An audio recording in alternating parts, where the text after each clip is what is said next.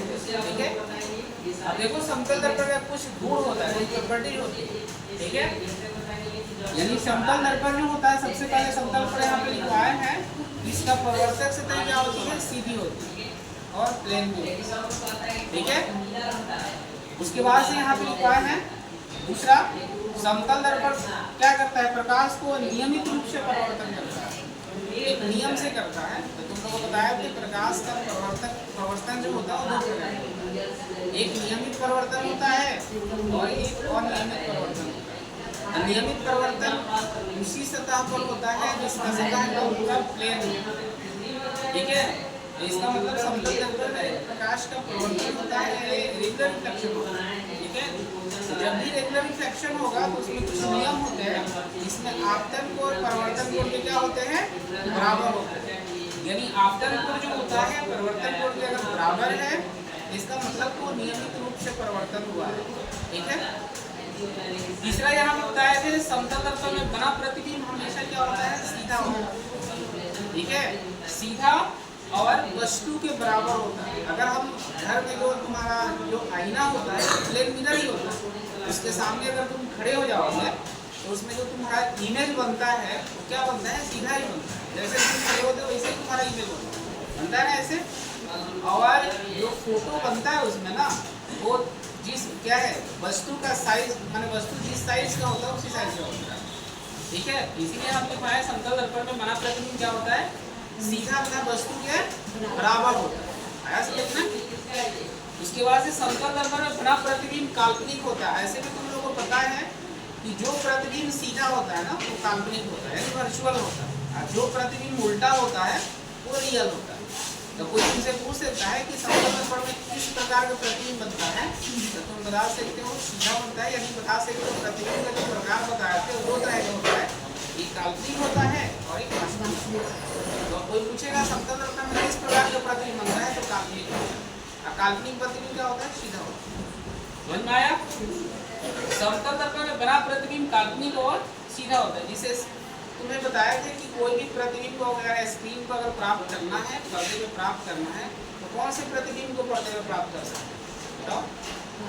बताए थे वास्तविक प्रतिबिंब को हम पर्दे पे उतार सकते हैं, लेकिन काल्पनिक प्रतिबिंब को क्या कर सकते हैं, पर्दे पे नहीं उतार सकते, ठीक है। इसका मतलब समतल दर्पण में जो भी प्रतिबिंब बनता है उसको पर्दे पर हम नहीं उतार सकते, समझ में आ गया। उसके बाद से समतल दर्पण के सामने अगर समतल दर्पण रख दोगे उसके सामने, ठीक है, जितनी दूरी पर वस्तु रखोगे दर्पण के पीछे उतना ही दूरी पर वस्तु क्या है उसका इमेज बनता है। तो कोई पूछेगा इमेज दर्पण में कहाँ बनता है, दर्पण के पीछे बनता है, आया समझ में। जो पीछे बनता है, जो पीछे बन गया दर्पण के सामने वो काल्पनिक प्रतिबिंब होता है, जो दर्पण के सामने बनता है वो वास्तविक होता है, ठीक है। इसका मतलब समतल दर्पण में वस्तु का प्रतिबिंब दर्पण के पीछे बनता है। तो यहाँ पे बताए हैं कि जितना यानी जितने दूरी पर वस्तु रखोगे उतना ही पीछे उसका इमेज बनता है, ठीक है। समतल दर्पण में क्या होता है, दायां बायां उलट जाता है, ठीक है, बदल जाता है। देख लेना तुम लोग, फोटो खड़े होकर देखना, ठीक है, उसका साइड चेंज करता है, ठीक है।